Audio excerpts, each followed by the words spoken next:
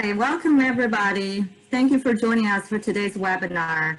This is the last installment of our series on COVID-19 cutting-edge immunodiagnosis. My name is Rachel Howe, and I'm the Technical Account Manager at Sino Biological.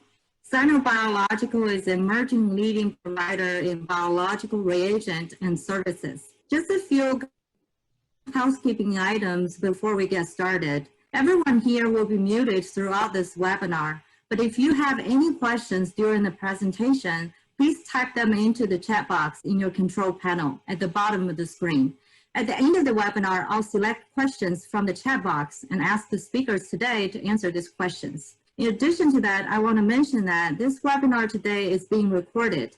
Everyone who registered and is attending today will get a link to the recorded webinar. The title of today's webinar is Next Generation BLI, Novel Applications in the Fight Against COVID-19. So without further ado, it's my pleasure to introduce to you our speakers for today, Dr. Hong Tan and Indrani Chakraborty. Our scheduled speaker, Dr. Catherine Livingston, can't make it today. So thank you, Dr. Tan and Indrani, for taking your time to present today. Dr. Hong Tan is the CEO of Gator Bio. He received his bachelor degree in electrical engineering from Jiaotong University in China, master degree in electrical engineering, and PhD in controlled system from Auburn University. He worked in the disk drive industry before starting his first company to make MEMS optical switches and micro lenses for the fiber optic networks in 2000. He founded ForteBio in 2001 and invented the BLI technology. He left ForteBio in 2008 with a few colleagues to start ET Healthcare. ET is now leading provider of automated high-performance rapid tests in China. ET also developed and provided the high-sensitivity COVID-19 serological tests to major medical centers in the US. In 2017, Hong decided to develop the next generation BLI with higher sensing strength and wider sensing range to meet the new market needs in both biopharma and diagnostic. Indrani is an application scientist at Gator Bio. She has over 18 years of SPR and biosensor experience working in the biopharma industry, focusing on research that advances the discovery and development of medicine in the immuno-oncology space. Prior to joining Gator Bio, she was at BMS, where she was part of the team that discovered nivolumab. So Dr. Tan and Indrani, it's a pleasure to have you today. We appreciate your time, and now I will officially turn the screen over to Dr. Tan. Thank you very much. Let me see if I can share the screen. Here we go. So I'm very happy to present next generation BLI to the audience. And actually, this is our first webinar for this company.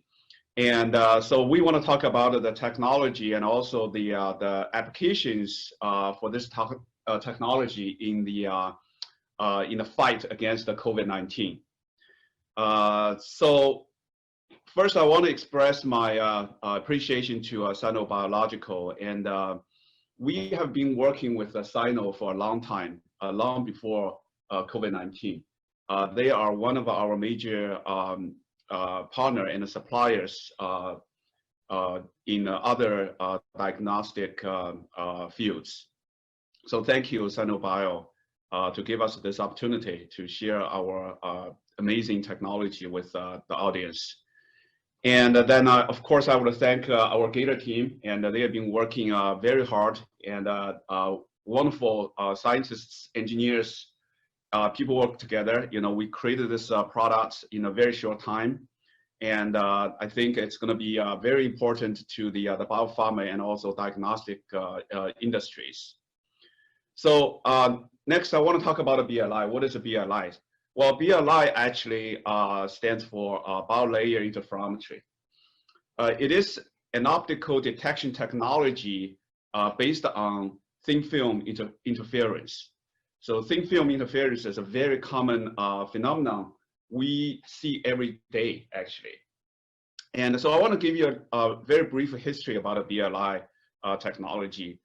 I founded ForteBio back in 2001, almost 20 years ago. Unbelievable, almost 20 years. And we invented BLI technology over there, and we developed our first very primitive BLI prototype to prove the concept in 2002.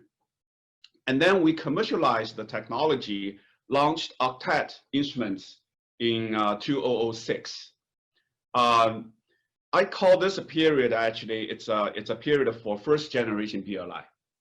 So 3 years ago, we decided to come back into this field, and we want to make much better BLI. And so this is the beginning of the Gator. And we call it next generation BLI. And we want to improve the performance. We want to reduce the cost. We want to make everything much better than the first generation BLI. And we believe there are many new applications in the biopharma industry and also in diagnostics that can use our new technology here. So we worked very hard, and we launched our first instrument, Gator, last year. And so that's really the history of a BLI. Now, the BLI actually is built on this small device. Actually, I have it over here. I don't know if you can see it in my hand, a very small device. And we call it the probe, okay? In the center, it is a 1 millimeter diameter glass rod, and it is 20 millimeters long, okay?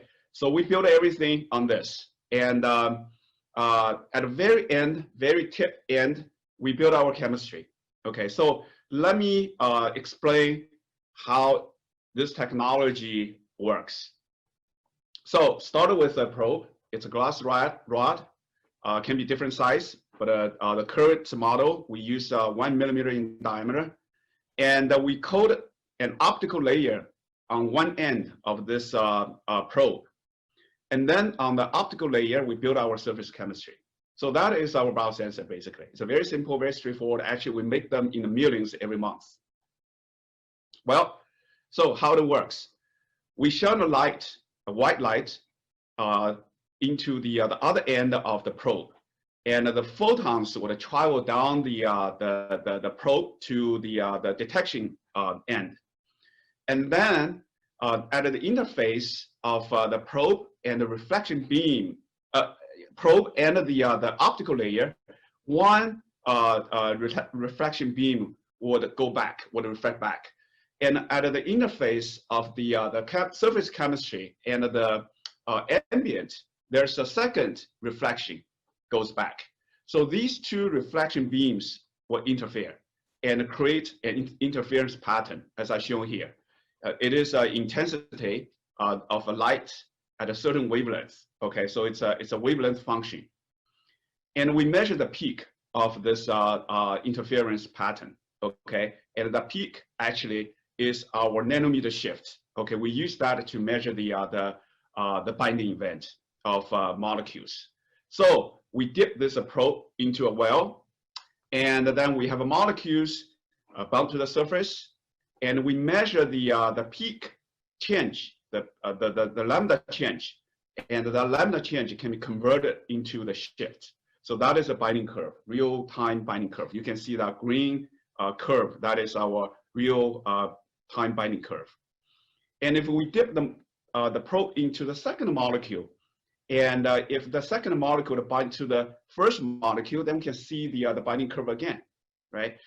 Now, if we strip off the second molecule from the surface, meaning dissociate the second molecule from the first molecule, then we can measure the so-called dissociation curve, okay? So we use this technology, we can measure kinetics in real time. Very simple, very easy, very straightforward. So this is really the next generation BLI built on this small device. and we designed new optics, and also we designed a new chemistry that gives us a much better performance than the previous generation BLI.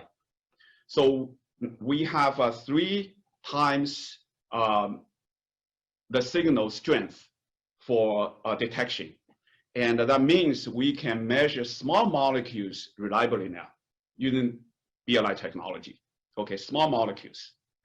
And the second advantage is we increase the sensing depth significantly, more than 100 times. And that allows us to detect all kinds of biomolecules, from small molecule to cells, okay, to large molecules. We can detect the GPCR proteins, we can detect antibodies, we can detect peptides, you know, all kinds of molecules. So give you a very powerful tool to study the biological interactions of these molecules. Now, another advantage of this next generation BLI is we can regenerate the surface many times without degradation of the performance or without degradation of a binding capacity. For some applications, we can generate more than 100 times. They still keep the same performance.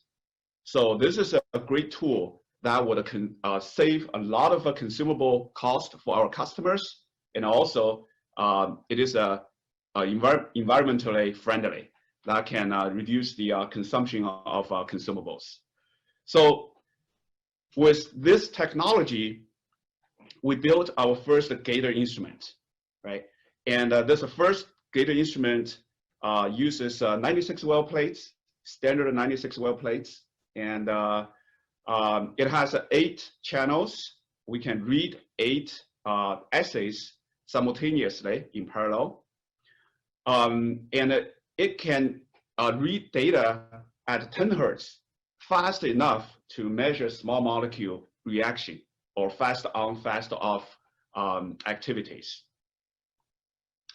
In addition, because we have we can put 2 96 well plates in the system, so we expanded the capacity of the instrument. So now you can run 168 quantitation assays per load, meaning each time you load 2 plates and you can run 168 assays continuously.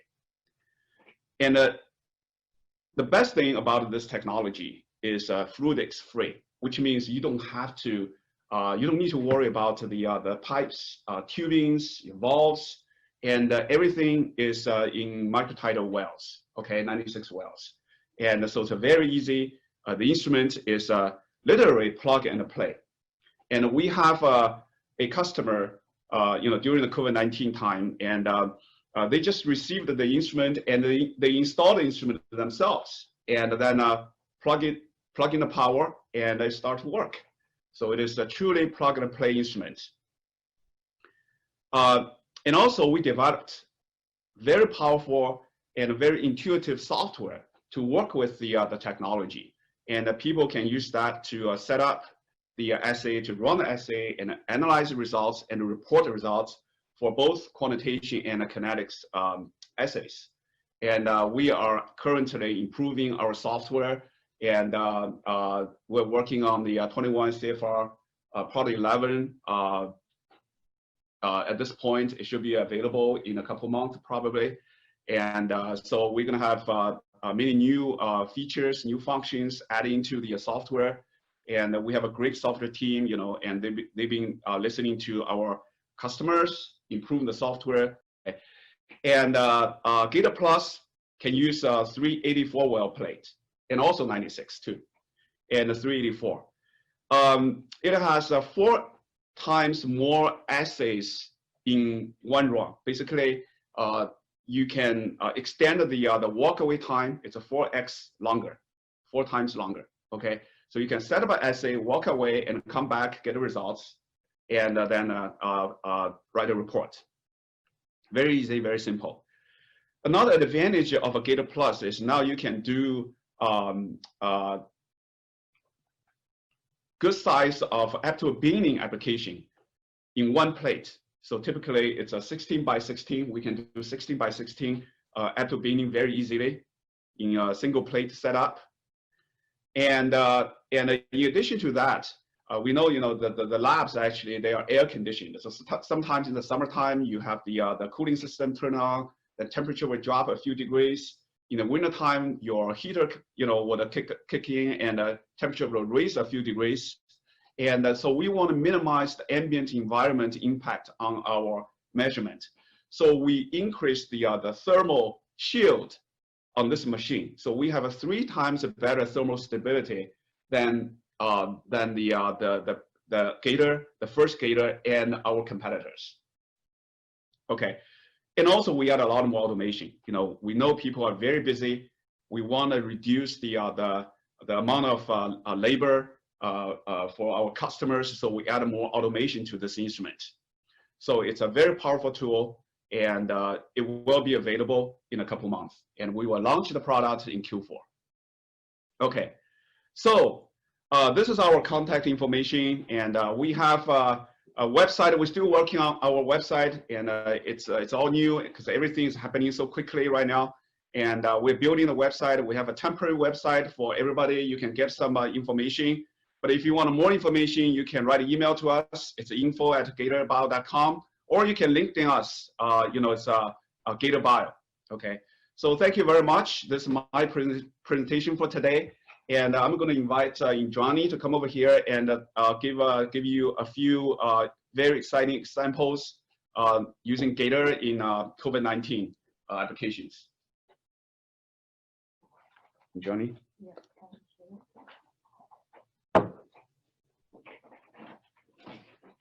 So thank you all for, and thank you, Hung, for introducing me. So my slides. So I will be talking about 4 topics, and these are all done on Gator, the instrument. As you can see, it's behind me.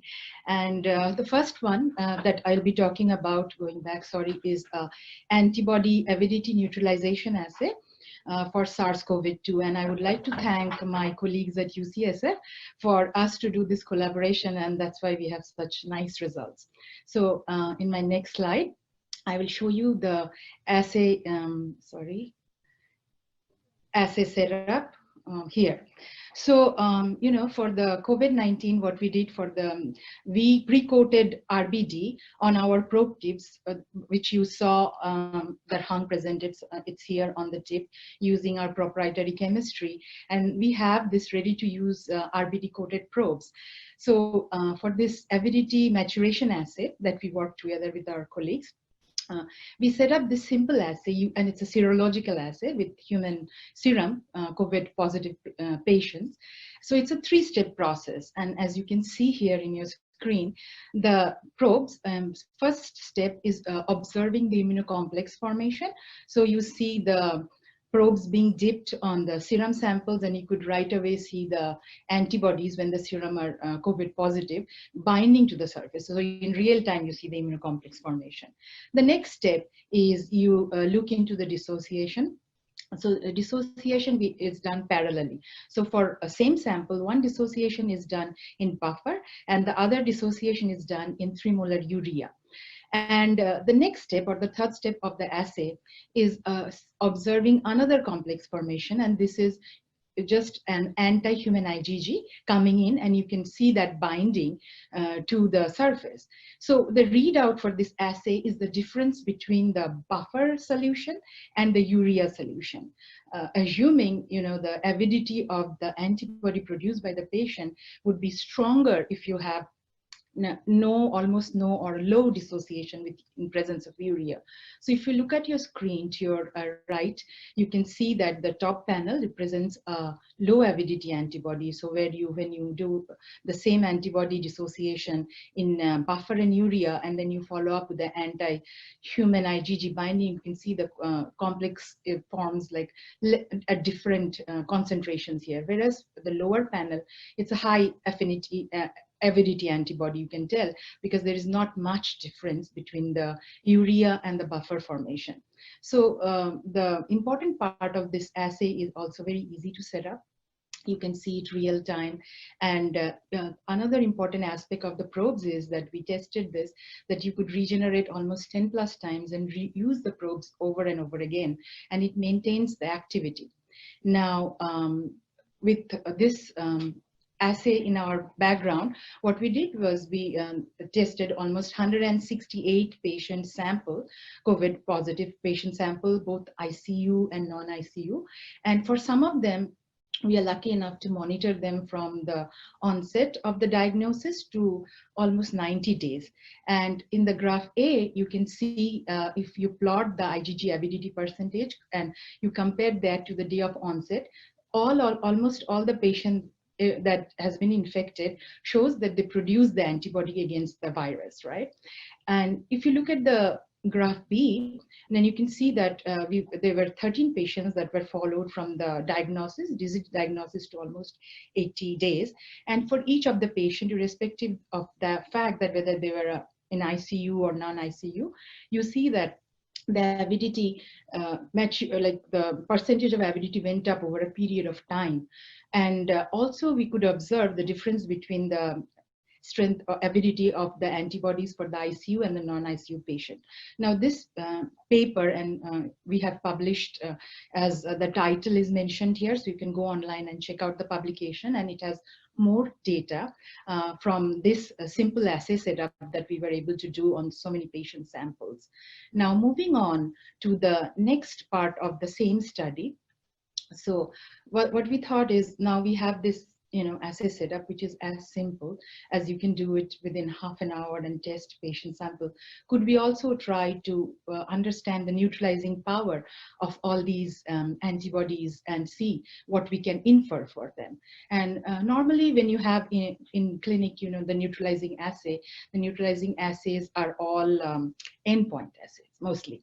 And for the endpoint assay, what you need to do is you need to have an enzyme or a fluorophore that you need to tag to one of them in order to read.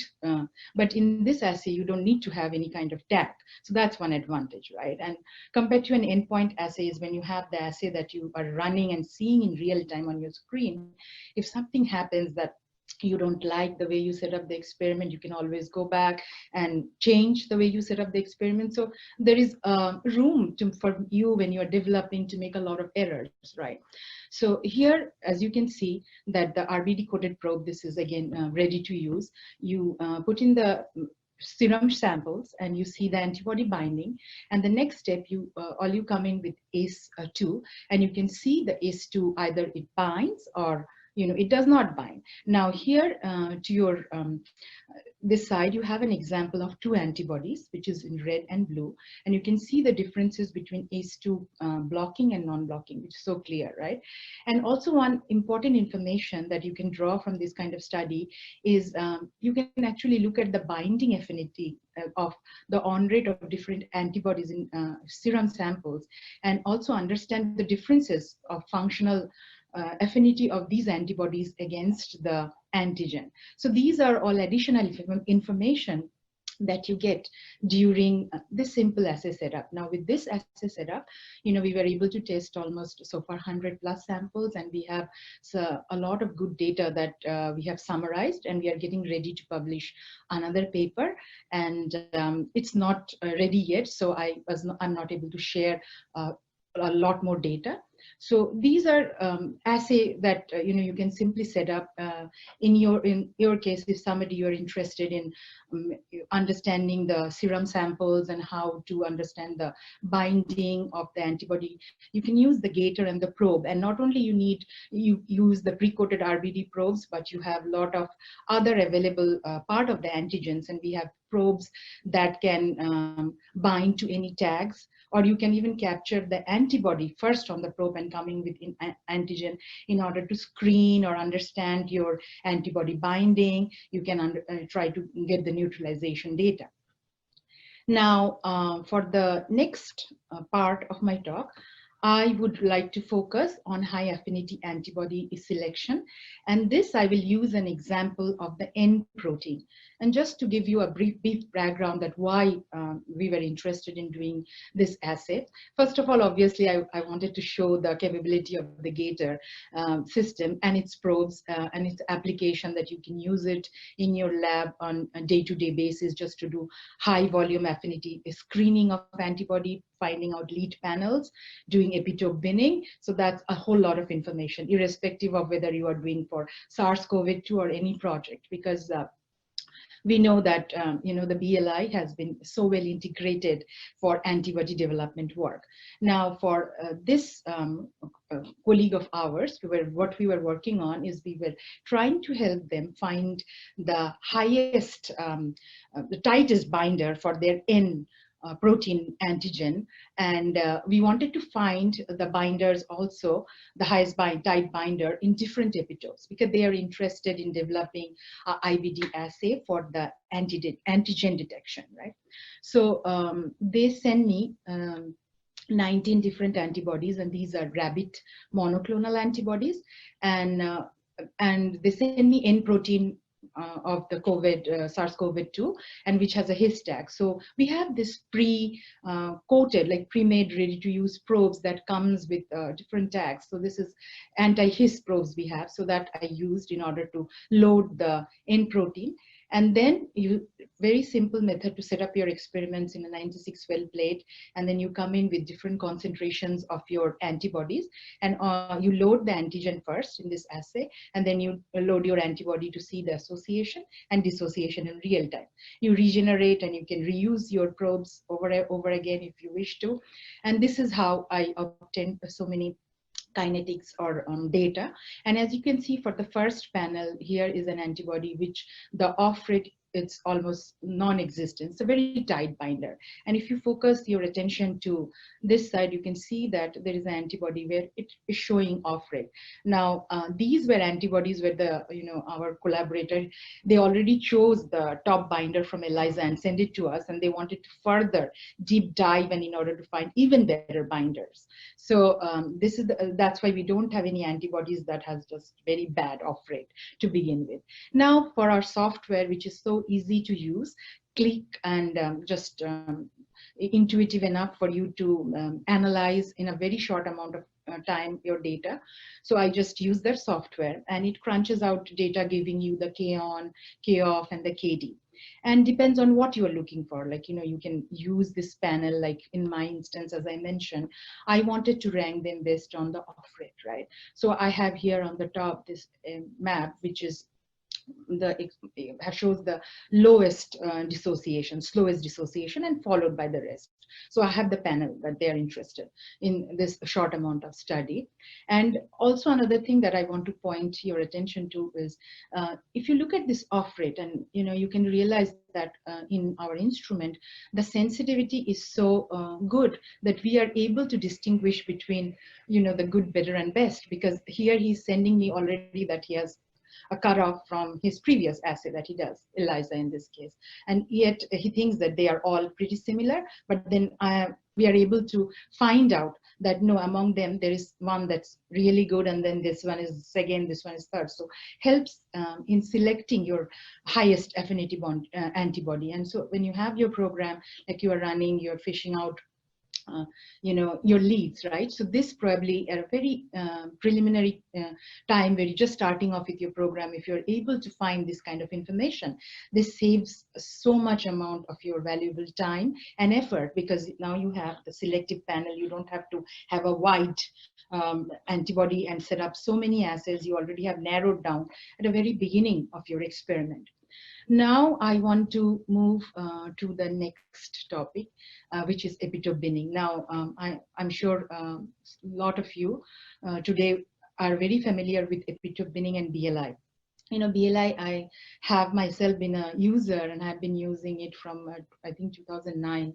And I found its application actually a lot more initially in epitope binning, and because it's so intuitive, and you have this ready-made probes, and you can set up an experiment so easily. another important thing is that I find that you have these precious proteins or antigen, and it's on a plate, and if you ran the experiment wrong or you did something, you can always set up a different experiment in a shorter amount of time. So it is very forgiving, right? But anyway, going back to epitope binning. So the epitope binning normally you set up in 3 methods. So the easiest is tandem method. For that, you need your antigen to have a tag, sometimes biotinylated or his tag or any ABI tag, whatever you can think of. And as I mentioned that we have ready to use pre-coated probes, you capture this antigen on the probe first, then you come in with your first antibody, and then you come in with your second antibody. Now, what you want to see in epitope binning? So epitope binning is a competitive immunoassay. All you want to do is you want to figure out the footprint of an antibody binding to the antigen, and you want to see that what all other antibodies are binding to the same region of that antigen. And you want to do that quite early on, because that way you want to find out, like, the functional aspect of the antibody antigen binding, and it helps you choose your antibodies for your drug discovery. So anyway, going back to the assay setup, so this is in tandem, like, coming with the antigen, following with antibody 1, antibody 2. In sometimes you have antigen where you don't have tags, or if you want to you put on a tag, the antigen activity disappears. So that way you have to think differently, right? So here what you can do is you come in with antibody. So we have, like, anti-human FC, anti-mouse FC probes that you can capture your antibody. And then what you do is you have a complex, you make a complex in a plate, which is a premix of your antigen antigen with the antibody 2.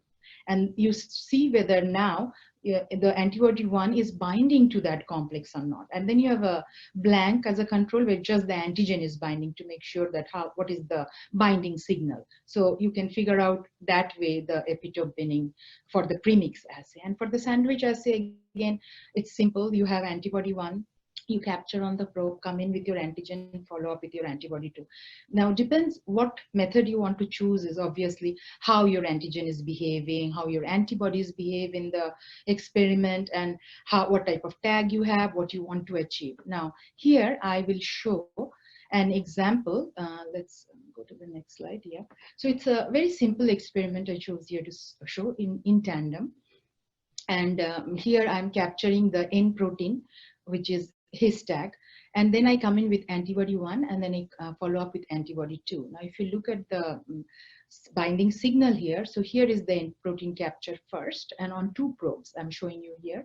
Then I come in with antibody 1 on both the probes, followed by antibody 1 in one probe and antibody 2 in another probe. And you can see that obviously the antibody 1 on itself doesn't show any binding to the antigen, and antibody 2, it binds, because antibody 2 probably binds to the different part of the antigen. And here, when I'm able to do 8 by 8 matrix, so binning 1 antibody against all 8 and vice versa, so the software is able to give me a heat map, which looks like this. And from there, you can see that the red ones are the one that basically binds to the antigen in the same region, and the green ones are in different part, right? So here, by just 8 by 8, this example, I'm able to figure out 6 different epitopes. And this gives me so much valuable information, because for my collaborator, they want obviously to develop this antigen assay where they want one antibody that belongs to one epitope and the other antibody belongs to a competitive epitope, right? So in such a short amount of time, I can get such valuable information from this epitope binning experiment. So this, extensively epitope binning and screening of antibody for drug discovery is extensively used in all of labs which are doing antibody drug discovery, and it's very well studied. Now, for the next, I'm going to talk about extended regeneration, but definitely it follows on my first 2 examples. So what, as a user, I have come across is when you set up all these experiments, you are running through so many probes. First, you have to test your samples, and then some protein behave differently. They don't regenerate. So you are consuming a lot of probes. That adds to your cost for your research. And that is also a lot of waste, right? Now, as Hang mentioned earlier, that we are talking about Gen 2 BLI. So in next two examples, I want to show that why we are Gen 2. Because we have improved on the optics of the probe surface, and that has allowed us to do different chemistry, and thereby allowing us this next topic, which is the extended regeneration. Now, how does it work, and what is it, right? So extended regeneration, what we thought about is, we have a probe here, which has, and this probe, you custom make it yourself. And I will show examples where I will be attaching streptavidin and anti-His, and you can do anti-FCs or protein of your choice, right? And then when you have the probe ready, what you do is you go and dip it in your sample, and you can read and do whatever experiment you are doing with the BLI or the Gator system. One is quantitation, kinetics, epitope binning, and all. Then once you're done with that initial experiment, then you remove the complex by reactivating the probes. And you do is you again restore the binding capacity of that probe. So every time what you do is you take a probe, put your desired chemistry on top of it, do your experiment, reactivate, restore, and you keep doing this over and over again. And you can do it so many times. In some cases, we have we figured out it's also very protein dependent. So in some instance, we have done it for 120 regeneration. It works perfectly fine, and some of them are 50 and something like that. So it shows you that this extended regeneration technology has offered a lot, low cost, and also not only the low cost, but at the same time saving the environment. Now, as I mentioned, I want to walk you through two examples that we have done in our labs to show this extended regeneration and how does it work in order to carry out the experiment further. So here is an example, and I'm going to show first an anti-His probe that has been made by this technology, where we keep on immobilizing, or loading, I would say, not immobilizing, loading. Sorry, I went back to the other His protein, which is the N protein of COVID, SARS-CoV-2. And here you can see that it's a regeneration of 50 cycles, which gives you a CV of less than 3%. Okay, so now the loading is nothing. We also have to do experiment on the surface, right? Whether it's active or whatever. So what we did was, next we took antibody, which is against the N protein, and we repeatedly, like, we make the surface, we test the kinetics by loading the antibody, which is association following dissociation, and we calculate the KD. So we do it over a period of repeated cycle, and you can see the KD that we determined here are almost identical, thereby giving you confidence that this technology works, right? Now, this is 50 times I'm showing you here. The next one, which is, the streptavidin probe. Now, normally, streptavidins are one-time use, right? You have a biotinylated protein, you load it on your streptavidin, and you just use it once, right? But here, what we are showing that this is a biotinylated RBD, and we loaded it for 25 regeneration cycle, and the CV is less than 3%. And again, if we also did was we tried to follow up with the affinity experiment, in this case an anti-RBD antibody, and you can see that the anti-RBD antibody, we did several cycles of association and dissociation, and you can see the affinity constant remains pretty much the same. For the streptavidin, we get 25 regeneration, because the streptavidin and biotin bond is pretty unique. But for the others, we have pushed this technology, and we are getting almost around 100 plus regeneration. So this is what is we have been developing, and that's why we are calling ourselves second generation BLI, right? And it doesn't end here. I have some more exciting data to show you regarding our small molecule characterization. Now, so far I only have talked about antibodies, right? Antibody in context of drug discovery and SARS-CoV and everything. But small molecule characterization is also very important in terms of drug discovery. And the one aspect I think for the generation BLI, Gen 1 that we have been missing is not that extensive use in order to use it for a small molecule characterization, because the lot of technical details that it gets in, the signal intensity and the noise and everything. But in our case, because the optical sensitivity has increased so much, that we can build our chemistry on top in order to make these probes more sensitive, that we can see smaller analyte and we can see much more detailed characterization that I'll be showing in few examples, where you can actually study the structural functional relationship of these small molecule drugs with a protein. Now, let's go back, like I want to show you some examples. So the first example is of enzyme small molecule inhibitor. Now and this is a model system. This is very extensively studied in Gen 1 BLI, and it has data also. So this is a 30 kilodalton molecule which is biotinylated. You load it on our small molecule probe and you can see the binding signal, and also you can see the dose dependent fitting curve. And if you are a very avid small molecule user, you can just look at the y-axis and you can figure out the intensity of the signal, that our Rmax has almost tripled in this case, thereby showing the sensitivity of our small molecule probe enhancement. But the KD that we get are very well published, and it really matches the published data. Now I want to take another step. Oh, and here I want to mention, the furosemide, the molecular weight here is 330, which is the inhibitor, right? So the next inhibitor for carbonic anhydrase that we tried is the benzene sulfonamide. Now this one is 157 Dalton.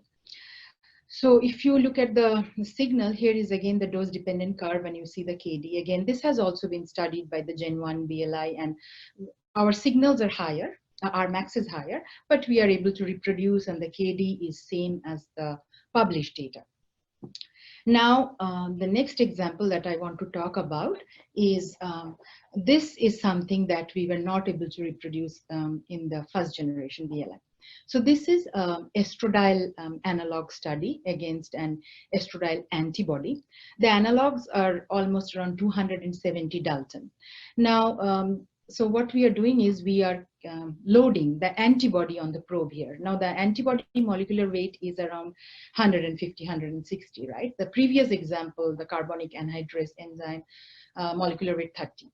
So now you have a bigger molecule and you have this probe. So when you load the antibody, obviously the density of the antibody on the probe surface is a lot lower here. So you're working with a low dense surface now. And then your molecular weight of your analyte is 272. So let's see how the data looks. And if you look to the first estradiol binding here, which is the first analog here, you see the KD is around 1 nanomolar. Now, the other analog, if you go down, it's the estradiol oxime, and it's pretty much similar structure, except here you have this group, but you can see there is subtle difference in the KD. And if you look at the binding curve, the on and off rate, you can understand that why there is subtle difference, in the binding constant that we obtain. But you see a very dramatic effect of the structural function and relationship, showing you in your the estron here, where in the position carbon C17, the hydroxyl group is replaced with the ketone group. And if you look at just the binding sensograms and the fitting data, you can see the on rate and the off rate from the estradiol. It has just changed so dramatically. And here the KD is 22 nanomolar.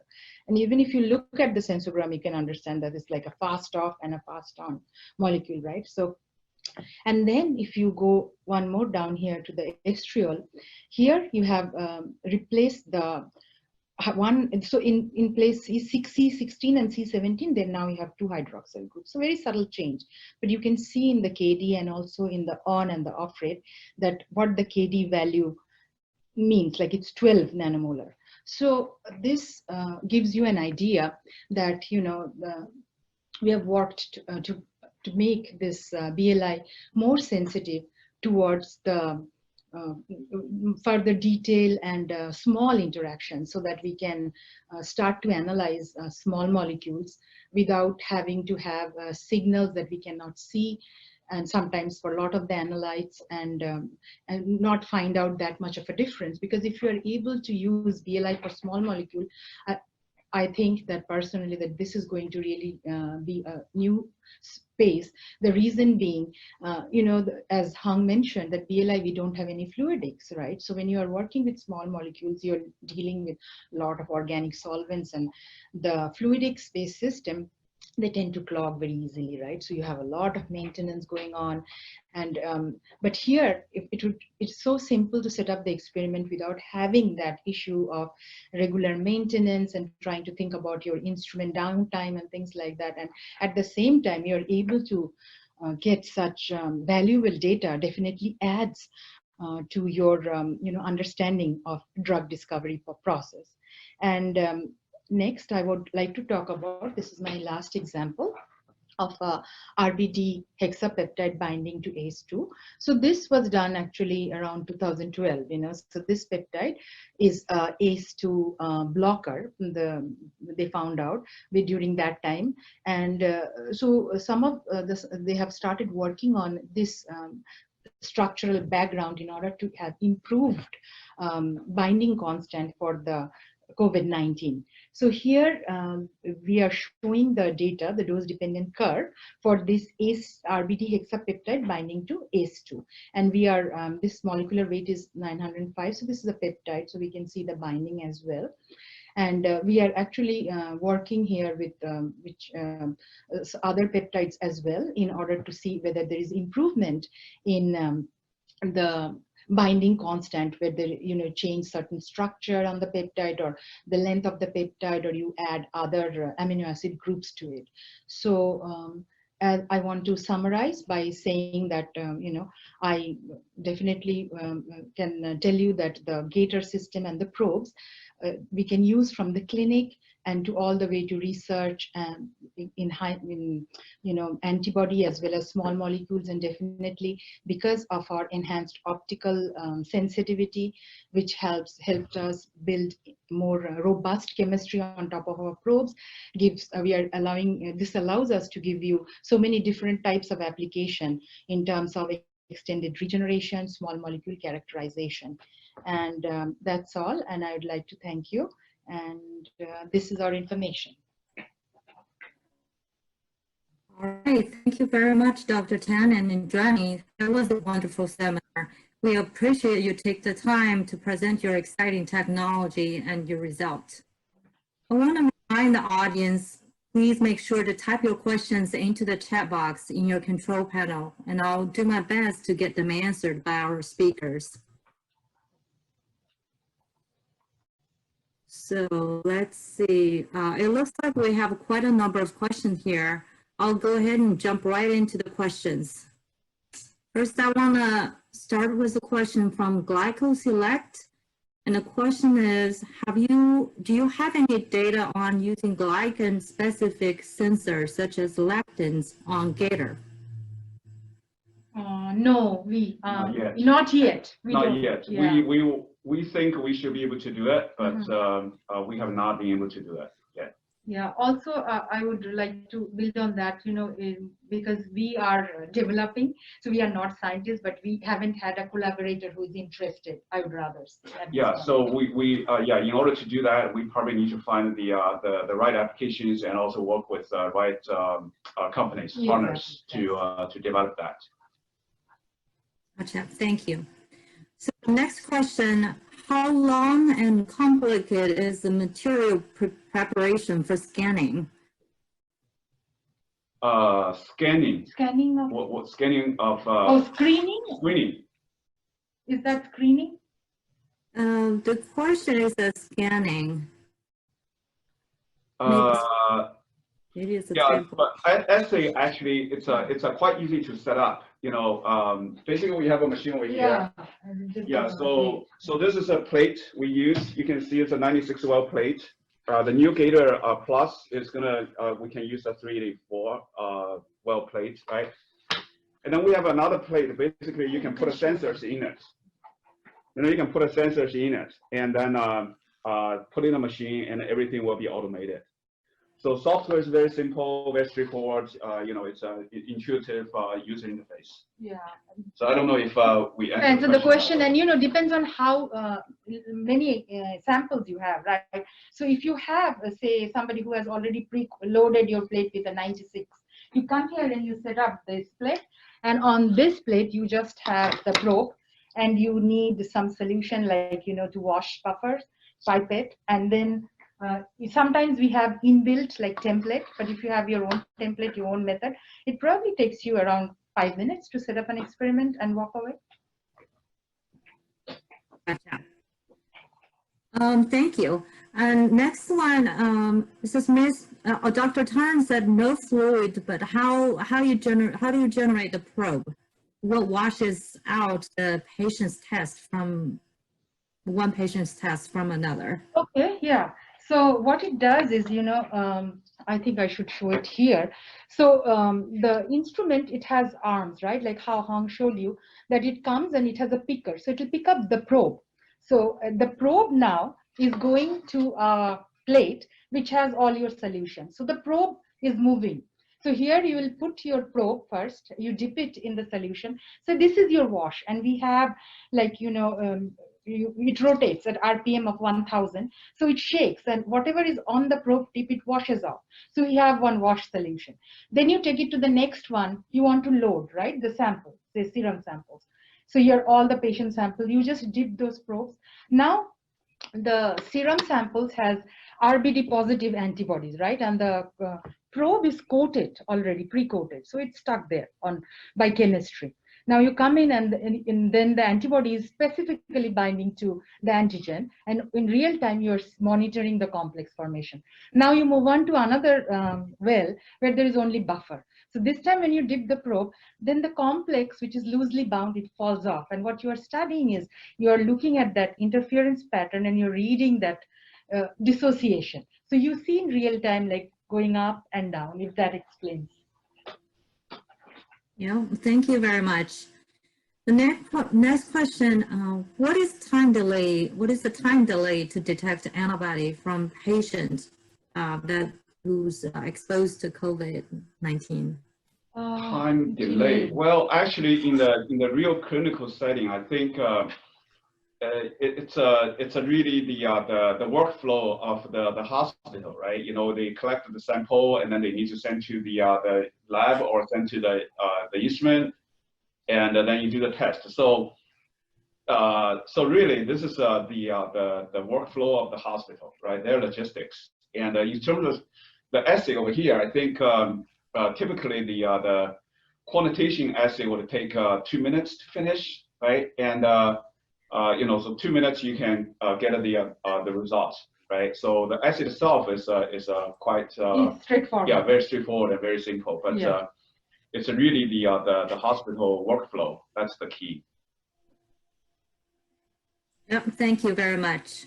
The next question: using a BSA conjugate multivalent antigen has proven difficult to work with in order to generate kinetics using BLI. The association signal does not drop, and it seems to keep increasing. Any idea why this is happening and how to mitigate that?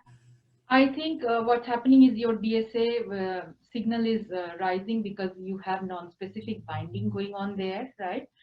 So, I would be able to probably clearly answer if I know exactly what they're trying to do. So it's a very much acid dependent and also surface chemistry dependent, right? And for different analytes in a different media, probably you need to have a different optimization process to minimize the non-specific binding. It's just like any assay. You have to work with multiple parameters to optimize it, right? And So this technology, the advantage is you can see the event in real time, right? That help you quickly, you know, you can troubleshoot. Yeah, yes. Troubleshoot the assay. So we've been working with customers, you know, from CRO companies, from antibody companies, and they have different needs, right? Sometimes we do see non-specific binding, yes. But we help them, you know, optimize the depends surface. On we change the buffer sometimes. And then we are actually we have a very good buffer. We call it picomolar buffer that also helps us with the non-specific binding. It's a new product we're going to launch very soon, and you know, we have not announced it yet. So Immunodiagnostic announced it today, and it actually will help us minimize the non-specific binding, and also you know, will improve the kinetics analysis. Significantly. Right now, we can measure picomolar KD and lower the background. So many advantages, and we're going to launch that product soon. And so that's we work with our customers actually to optimize their assay performance. So. Yep, that's very, very impressive. So the next question: are you looking at COVID SARS-2 LGG or LGM? In this particular assay, because we were only looking at IgG, but certainly we can look for IgM. But you know, in research purpose, because the assay is, even though developed on the patient sample, it's mostly that IgGs we are interested. We do have another diagnostic assay actually. You know, using a same sensor, same probe, you know, but with a different detection technology, and we can analyze IgM, you know, and but IgM is very different from IgG, right? So IgM is, you know, affinity-wise, it's probably much lower than IgG, but avidity actually is higher. So, you know, it really depends on, what do you want to do. We do have another technology, and actually it's you know, much higher sensitivity, and but you know, we can study that, right? But for Gator, at this point, you know, we have not studied IgM specifically. And the simple way that if somebody is interested in IgM, what you can do is, if you recall the first assay that I talked about, instead of when I was having the third complex, so instead of having an anti-human FC, you can have something that recognizes the IgM. So you can see any signal, but you know, IgM, as we know, that as the disease progresses, the concentration. So there are many different ways to analyze that. It's a very simple, straightforward. Thank you very much. And then the next question: how small can you go with the small molecules? So I showed 150. It depends on the plate, right? 96 well, you know, you basically need to have no, how small molecular weight of the analyte? How small molecular weight? Actually, 150, right? 150, because you know that is what the data. And also depends on the binding partners. Binding partners. Binding partners, and so it's a lot other factors will also impact the measurement. Absolutely, yes. So we go down to 150, and it showed one sample with 150. Right, so in that range, and we should be very comfortable. Exactly. Thank you. So the last question: what is the optimal condition for keeping before tests at the time of transfer from the clinic to lab? The sample? Well, actually, but this question is still, I think, related to the sample. It's a sample, right? So it's a workflow, really. We actually did some tests at hospitals, and I think it's if it's a fresh sample, you keep in the room temperature for a few hours, that should be fine, right? And for the frozen samples, people basically store them at -20, probably for many weeks, month, right? So I think antibodies typically are pretty stable, so that shouldn't be a problem. Right, thank you very much. It looks like we have covered all of the questions. Thank you very much, Dr. Tan and Indrani. Is there anything else you want to cover before wrapping up?